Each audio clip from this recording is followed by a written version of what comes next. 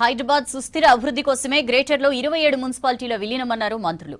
అన్ని ఇబ్బందులు ఎదుర్కొని సిటీని మహానగరంగా తీర్చిదిద్దుతామన్నారు. అయినా జీహెచ్ఎంసీ చట్ట సవరణ బిల్లును బీజేపీ వ్యతిరేకించింది. రంగారెడ్డి జిల్లాను ముక్కలు చేయొద్దని కొంతమంది ఎమ్మెల్యేలు విజ్ఞప్తి చేశారు. చట్ట సవరణ బిల్లును మూజువాణి ఓటుతో ఆమోదించింది అసెంబ్లీ.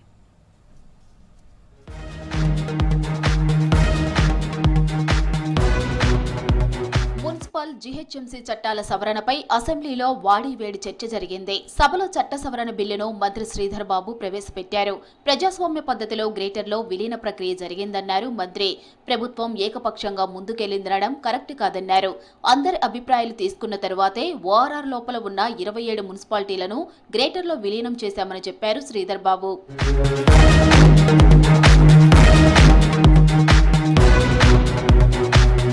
300 వార్డులకు సరిపడా సిబ్బంది జీహెచ్ఎంసీలో ఉన్నారా అని ప్రశ్నించారు ఎంఐఎం ఎమ్మెల్యే అక్బరుద్దీన్ ఓవైసీ. ప్రస్తుతం ఉన్న 150 వార్డులకే సరైన సిబ్బంది లేదన్నారు. దీనిపై ప్రభుత్వం క్లారిటీ ఇవ్వాలని సూచించారు. అక్బర్ ప్రశ్నకు సమాధానం ఇచ్చిన మంత్రి శ్రీధర్ బాబు సిబ్బందిని పూర్తి స్థాయిలో నియమించుకున్న తర్వాతే విలీనంపై ముందుకెళ్తామని చెప్పారు.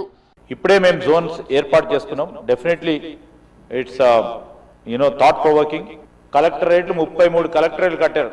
కలెక్టరేట్లో స్టాఫ్ లేకుండా ఉండే పబ్లిక్ సర్వీస్ కమిషన్ ద్వారా చేపట్టి ఈరోజు రిక్రూట్మెంట్ జరిపితే ఈరోజు ఏవైతే 300లకు సంబంధించిన వార్డ్స్ కావాల్సిన స్టాఫ్ ఏ విధంగా ఉండాలి అన్నిటిని కూడా పూర్తి స్థాయిలో పూరిచ్చే ముందుకెళ్తామని నేను గౌరవ సభ్యులకు కూడా తెలియజేస్తా ఉన్నాను. హైదరాబాద్ ను 3 కార్పొరేషన్లుగా విభజిస్తే వాటికి ఏ పేర్లు పెట్టారని ప్రశ్నించారు ఖైరతాబాద్ ఎమ్మెల్యే దానం నాగేందర్. 12 జోన్ల వల్ల అడ్వాంటేజ్ ఏమిటో ప్రభుత్వం చెప్పాలని డిమాండ్ చేశారు. డిపార్ట్మెంట్లన్నీ ఒకే గొడుగు కిందకు తెస్తున్నారా లేదా క్లారిటీ ఇవ్వాలన్నారు. ఎందుకంటే హైదరాబాదు, సికింద్రాబాదు ఇవన్నీ ఒకప్పుడు సపరేట్ మున్సిపాలిటీస్ గా ఉండేటివి గతంలో. దీనికి ఇప్పుడు ఈ 3 కార్పొరేషన్స్ ని ఏ రకంగా విభజించారు అనేది నేను తమ ద్వారా మంత్రి గారిని అడుగుతా ఉన్నా అధ్యక్ష. మున్సిపల్ చట్ట సవరణ బిల్లును వెనక్కి తీసుకోవాలని డిమాండ్ చేశారు బీజేపీ ఎమ్మెల్యే పాల్వాయి హరీష్ బాబు. బిల్లులో క్లారిటీ లేదని ప్రజాభిప్రాయానికి వ్యతిరేకంగా ఉందన్నారు.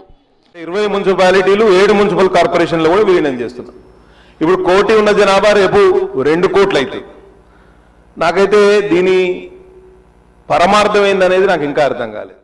జీహెచ్ఎంసీలో మున్సిపాలిటీల విలీనంతో అనేక మంది కూలీలు ఉపాధి కోల్పోతారని చెప్పారు బీజేఎల్పీ నేత ఏలేటి మహేశ్వర్ రెడ్డి. చాలా గ్రామాలను జీహెచ్ఎంసీలో కలుపుతున్నారని, దీంతో కూలీలకు, పేదలకు ఉపాధి, ట్యాక్స్ వంటి సమస్యలు ఉత్పన్నమవుతాయని చెప్పారు.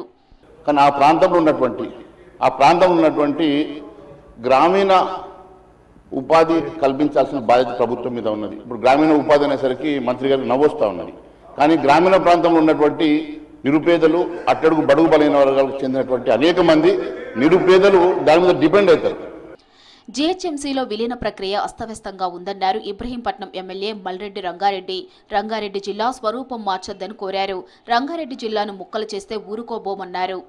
ఎంత ఖర్చు పెట్టినా ప్రజల దగ్గరికి పోయేటట్టుగా, ప్రజలకు అందే విధంగా ఉండాలి తప్ప మనం ఏదో సర్కిల్ పెట్టేసినాం అక్కడ వాళ్ళు చూసుకుంటారంటే అక్కడ స్టాఫ్ లేకపోతే ప్రజలు ఇబ్బంది పడతారు. కాబట్టి మీరు మంత్రి గారిని మీ ద్వారా అడుగుతున్న అధ్యక్ష. జీహెచ్ఎంసీలో గ్రామాల విలీనంతో పరిపాలన సామర్థ్యం దెబ్బతినే అవకాశం ఉందన్నారు సిపిఐ ఎమ్మెల్యే కూనంనేని సాంబశివరావు. విలీనంతో వచ్చే సమస్యలకు ప్రభుత్వం పరిష్కారం చూపించాలన్నారు కూనంనేని. ఇటీవల కాలంలో హైదరాబాద్ నగరం ముఖ్యంగా ప్రపంచంలోనే అతి కొద్ది నగరాల్లో హైదరాబాద్ నగరం ఆ కొద్ది నగరాల సరసన చేరటం మనందరికీ హర్షదాయకం. అది పట్టణాలు, గ్రామాలు పట్టణాలుగా మార్చకుండా ఉండలేరు, పట్టణాలు నగరాలుగా మారకుండా ఉండవు, నగరాలు మహానగరాలుగా కూడా మారకుండా ఉండవు. కానీ వీటి మధ్య ఉన్నటువంటి ఆ బ్యాలెన్స్ని, ఆ డిస్టింక్షన్ని జాగ్రత్తగా చూడవలసిన బాధ్యత ఉంది. సభలో 5 బిల్లులను ఆమోదించారు. మున్సిపల్, జీహెచ్ఎంసీ చట్టాల సవరణ బిల్లులను అసెంబ్లీ ఆమోదించింది. ప్రైవేటు వర్సిటీలు, మోటార్ వెహికల్స్, టాక్సేషన్ బిల్లులకు కూడా మూజువాణితో సభ ఆమోదించింది.